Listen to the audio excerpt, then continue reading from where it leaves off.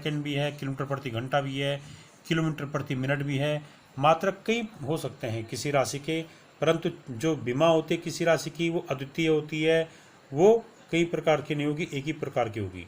ठीक है। अब जो है जो माने भौतिक विज्ञान है, इसमें यांत्रिकी, ऊष्मागतिकी या विद्युत वाले पोर्शन में जो विमाओं को लिखने का तरीका है वो क्या है।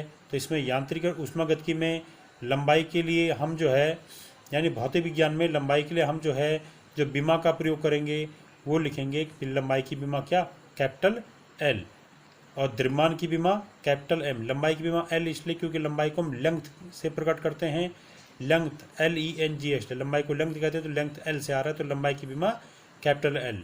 ठीक है। समय की विमा कैपिटल टी, क्योंकि समय को हम टाइम कहते हैं, टी आ जाएगा समय की विमा।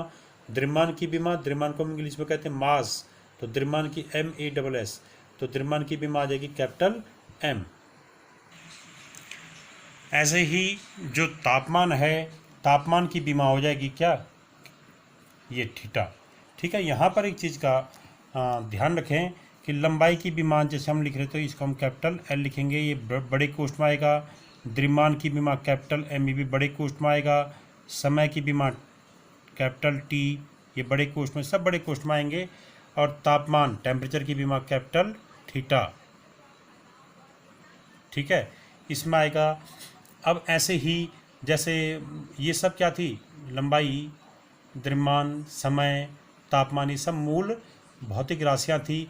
ऐसे अन्य मूल भौतिक राशियाँ क्या हैं, जैसे विद्युत धारा, तो विद्युत धारा की विमा क्या होगी, विद्युत धारा की विमा होती है क्या, कैपिटल ए।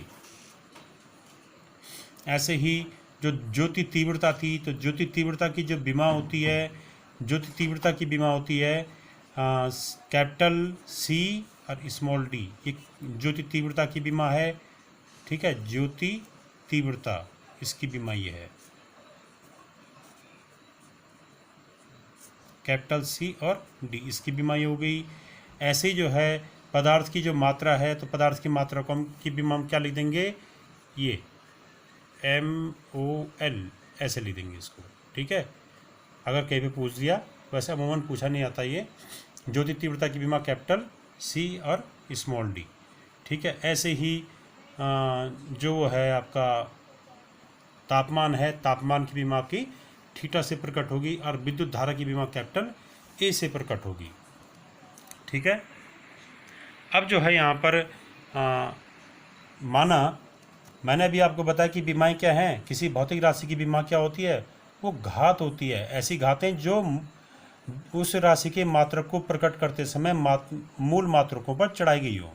ठीक है, तो किसी यहाँ पर जैसे हम ये मान के चल रहे हैं कि कोई भौतिक राशि है, उसकी बीमाएँ जो हैं लंबाई में A, द्रव्यमान में B, समय में C और ताप में D हैं। तो यानी ये बीमाएँ क्या होंगी, घात होंगी। यानी उस राशि की अगर हम बीमा लिखेंगे, तो बीमा लिखते समय हम क्या करेंगे, जो लंबाई की बीमा L होगी उसकी घात क्या कर देंगे, A कर देंगे। जो द्रव्यमान की बीमा क्या होती है M, उसकी घात क्या कर देंगे, B कर देंगे। समय की बीमा क्या होती है T, तो उसकी घात C कर देंगे, T की घात C। और तापमान की बीमा थीटा, तो थीटा की घात D कर देंगे। तो यानी अगर किसी भौतिक राशि की बीमा इसमें लंबाई में A, द्रव्यमान में B, समय में C और ताप में D हो, तो तब उस राशि की बीमा को हम कैसे लिखेंगे, तब उस राशि की बीमा को लिखेंगे हम इस प्रकार से बड़े कोष्ठ के अंदर कि L की पावर A, क्योंकि L माने लंबाई, तो लंबाई की बीमा L, उसकी घात A लिखा, लंबाई में A, तो यानी लंबाई की बीमा की घात A कर देना है। और यहाँ पर द्रव्यमान में B, यानी द्रव्यमान की जो बीमा उसकी घात B कर देना है। उसके बाद समय की बीमा T लिखना, उसकी समय में C लिखा है, तो समय की बीमा की घात C कर देना है। और ताप में D, यानी तापमान की बीमा लिखना है थीटा, उसकी घात D कर देना। तो ये पूरा एक साथ लिखा जाएगा इंटू करके यहाँ पे, और ये लिखा बड़े कोष्ठ में लिखा जाएगा, ये कहलाएगा उस भौतिक राशि की बीमा। और यही जो है उस भौतिक राशि का विमीय सूत्र भी होता है। ठीक है, भौतिक राशि की जो बीमा होगी वही भौतिक राशि का विमीय सूत्र भी कहलाएगा। तो अब मैं यहाँ पर कुछ भौतिक राशियों के विमीय सूत्र बता रहा हूँ, उसकी बीमाएँ निकाल रहा हूँ, एग्जाम में आता भी है ये। तो जैसे क्षेत्रफल की बीमा लिखा है कि क्षेत्रफल की बीमा कैसे निकालेंगे, इस चीज़ का ध्यान दें। किसी भी भौतिक राशि की जब हम बीमा निकालेंगे तो सबसे पहले उन भौतिक राशियों के सूत्र हमको मालूम होने चाहिए। ठीक है, तो जैसे क्षेत्रफल की बीमा निकाल रहे हैं हम, तो क्षेत्रफल की बीमा के लिए हमें पहले क्षेत्रफल का सूत्र मालूम होना चाहिए। तो क्षेत्रफल का सूत्र जैसे हम ले रहे हैं लंबाई गुणा गया चौड़ाई, जैसे आयत का क्षेत्रफल है, तो क्षेत्रफल की बीमा किसी का भी क्षेत्रफल का सूत्र ले सकते हैं। तो हम क्षेत्रफल की बीमा बराबर ले रहे हैं जैसे लंबाई गुणा के चौड़ाई। तो लंबाई क्षेत्रफल की जगह पे लिखा लंबाई गुणा के चौड़ाई और तब इसकी बीमा। तो लंबाई की बीमा भी एल, चौड़ाई भी एक प्रकार की लंबाई है, इसकी बीमा भी एल। तो ये एल इंटू एल क्या हो जाएगा, एल की घात 2। तो यानी क्षेत्रफल की बीमा आ गई एल स्क्वायर। इसी को जो है हम एम और टी के रूप में लिख सकते हैं कि एम की घात 0, एल की घात 2 और टी की घात 0 आया। यही यहाँ पे एल स्क्वायर ही आ रखा है टोटल, पर इसको हमने टोटल एम एल टी के रूप में भी प्रकट कर दिया। तो क्षेत्रफल की बीमा चाहे एल की घात 2 लिखो, चाहे एम की पावर 0, एल की पावर 2 और टी की पावर 0 लिखो, एक ही बात है। ठीक है, अमूमन ये एल की पावर 2 के रूप में लिखा होगा। ऐसे ही आयतन की बीमा, तो आयतन की बीमा के लिए आयतन का सूत्र हम लिख रहे हैं यहाँ पे, लंबाई गुणा गया चौड़ाई गुणा गया ऊंचाई, इसकी बीमा से आ जाएगा। आयतन का सूत्र लिखा तो आयतन की बीमा बराबर लंबाई गुणा गया चौड़ाई गुणा गया ऊंचाई की बीमा। तो यहाँ पर लंबाई की बीमा एल, चौड़ाई की बीमा भी एल, ऊंचाई की बीमा भी एल, सब एक प्रकार की लंबाइयाँ हैं। तो इनकी एल गुणा गया एल क्या आ जाए, एल की पावर 3 आ गया। तो ये एल की पावर 3 या एल क्यूब, ये बड़े कोष्ठ के अंदर लिखे जाएंगे बीमाएँ। तो आयतन की बीमा एल क्यूब। घनत्व की बीमा, तो घनत्व की बीमा के लिए घनत्व का सूत्र है हमारे पास द्रव्यमान बटे आयतन, मास अपॉन वॉल्यूम। तो द्रव्यमान घनत्व की बीमा बराबर हो गया द्रव्यमान बटे आयतन की बीमा। तो द्रव्यमान की बीमा क्या है, हमने पहले बता रखा है। द्रव्यमान क्या है, मूल राशि। द्रव्यमान की बीमा हमने यहाँ पर पहले लिखी थी एम। तो द्रव्यमान की घनत्व की बीमा बराबर हो गया द्रव्यमान बटे आयतन की बीमा। तो द्रव्यमान की बीमा हम यहाँ पर लिख देंगे कैपिटल एम, ये बड़े कोष्ठ में, बटे आयतन की बीमा एल की पावर 3, यहाँ से लिख दिया हमने आयतन की बीमा एल की पावर 3 यहाँ पर लिख दिया। तो ये आ गया एल की पावर 3 को ऊपर ले आएंगे। याद रखें बीमा लिखते समय सभी जो एम एल टी के रूप में जो भी आएगा वो सब अंश में आना चाहिए, हर में कुछ नहीं रहेगा लास्ट में। तो यहाँ पर हो जाएगा एल की पावर 3 को अंश में ले आएंगे, ये आ जाएगा एम एल की पावर -3। ठीक है, ऐसा इस रूप में नहीं छोड़ना है, इसको ऐसा लिखेंगे हम एम एल की पावर -3, और ये बड़े कोष्ठ के रूप में। इसको ऐसा नहीं लिखना है कि एम बटे एल की पावर 3 इसमें छोड़ दिया, इसको कंप्लीट करके लिखना है एम एल की पावर -3। ये घनत्व की बीमा हो गई। ऐसे ही वेग तथा वेग या चाल की बीमा, वेग और चाल की बीमा सेम होती है। भले ही वेग का फॉर्मूला क्या है, विस्थापन बटे समय, चाल का फॉर्मूला क्या है, दूरी बटे चाल। तो इनमें से किसी की बीमा निकालो, माना मैं वेग की बीमा निकाल रहा हूँ, विस्थापन वेग की बीमा मतलब विस्थापन बटे समय की बीमा। तो ये इससे क्या आएगा, विस्थापन मतलब एक प्रकार की लंबाई है ये भी, तो इसकी बीमा आ जाएगी एल। समय की बीमा बटे में समय की बीमा लिखी टी, तो यहाँ क्या आ गया एल बटे टी, और टी को फिर अंश में ले आएंगे तो अंश में जाके इसकी पावर हो जाएगी -1। तो एल टी की पावर -1, ये क्या हो गया, चाल की बीमा या वेग की बीमा। ऐसे ही रेखीय संवेग की बीमा, तो रैखिक संवेग की बीमा, रेखीय संवेग की बीमा। तो बीमा संवेग का सूत्र होता है द्रव्यमान गुणा गया वेग। तो संवेग की बीमा बराबर द्रव्यमान गुणा गया संवेग वेग की बीमा। तो यह आ जाएगा द्रव्यमान की बीमा एल एम, द्रव्यमान की बीमा एम, और वेग की बीमा अभी हमने प्राप्त की थी क्या, ये वेग की बीमा एल टी की पावर -1। तो रैखिक संवेग की बीमा बराबर होगा द्रव्यमान गुणा गया वेग की बीमा। तो ऐसे ही तब इससे द्रव्यमान की बीमा एम, वेग की बीमा एल टी की पावर -1। तो संवेग की बीमा क्या होगी, एम एल टी की पावर -1। त्वरण की बीमा कैसे निकालेंगे, तो त्वरण का सूत्र है वेग परिवर्तन बटे समय अंतराल। तो त्वरण की बीमा बराबर वेग परिवर्तन बटे समय अंतराल की बीमा। वेग परिवर्तन की बीमा वही होगी जो वेग की बीमा होगी। तो वेग की बीमा क्या लिख दें, एल टी की पावर -1। समय अंतराल मतलब समय की बीमा अपन में लिख दी टी। तो ये टी अंश में जाएगा, तो अंश में जाके क्या हो गया, एल टी की पावर -1, टी की पावर -1 और आया, तो ये हो गया एल टी की पावर -2, ये बड़े कोष्ठ में।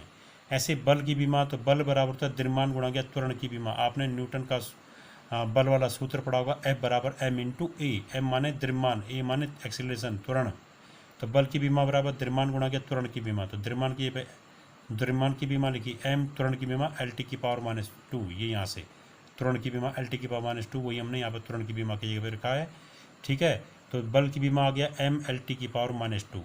ऐसी आवेग की बीमा, आवेग से मतलब है बल का आवेग की बीमा। तो बल का आवेग की बीमा हो जाएगा बल गुणा के समय की बीमा। तो बल की बीमा क्या आ गई, ये वाली बीमा रखी एम एल टी की पावर -2, और समय की बीमा क्या हो गई टी। तो इनको गुणा किया तो ये आ गया एम एल टी की पावर -1। ऐसे ही दाब की बीमा, दाब की बीमा के लिए दाब का सूत्र है बल बटे क्षेत्रफल। तो दाब की बीमा बराबर होगा बल बटे क्षेत्रफल की बीमा। बल की बीमा लिख दी एम एल टी की पावर -2, ये वाली। ठीक है, यहाँ पे बल की बीमा एम एल टी की पावर -2 बटे क्षेत्रफल की बीमा हमने निकाली थी पहले एल की पावर 2। तो ये आ गया टोटल क्या, इस एल की पावर 2 को ऊपर ले आइए, एल की पावर 1 ये है, एल की पावर ये ऊपर जाके क्या हो जाएगा -2। तो ये आ गया हल करके एम एल की पावर -1 टी की पावर -2। ऐसे ही कार्य की विमा, तो कार्य की विमा आ जाएगी, कार्य का सूत्र हमारे पास बल इंटू विस्थापन। तो कार्य पे क्या लिखा, बल इंटू विस्थापन की विमा। बल की विमा अभी हमने निकाली थी mLT⁻²। विस्थापन मतलब एक प्रकार की लंबाई, तो यानी L। तो कार्य की विमा बराबर आ गया mLT⁻² इंटू L। तो ये आ गया कार्य की विमा बराबर आ गया mL²T⁻²। ऐसे ही शक्ति या सामर्थ्य की विमा, तो शक्ति का सूत्र होता है कार्य बटे समय। तो शक्ति की विमा बराबर कार्य बटे समय की विमा। तो कार्य का विमा लिख दिया हमने यहाँ से mL²T⁻² बटे समय की विमा T। ठीक है, तो ये T ऊपर जाके हो जाएगा T⁻², T ये 1 ऊपर जाके क्या हो गया, T⁻1 ऊपर जाके T⁻−1। तो ये आ गया mL²T⁻−2 इंटू T⁻−1, यानी टोटल हल करके क्या हो गया mL²T⁻−3। तो शक्ति की विमा आ गई mL²T⁻−3।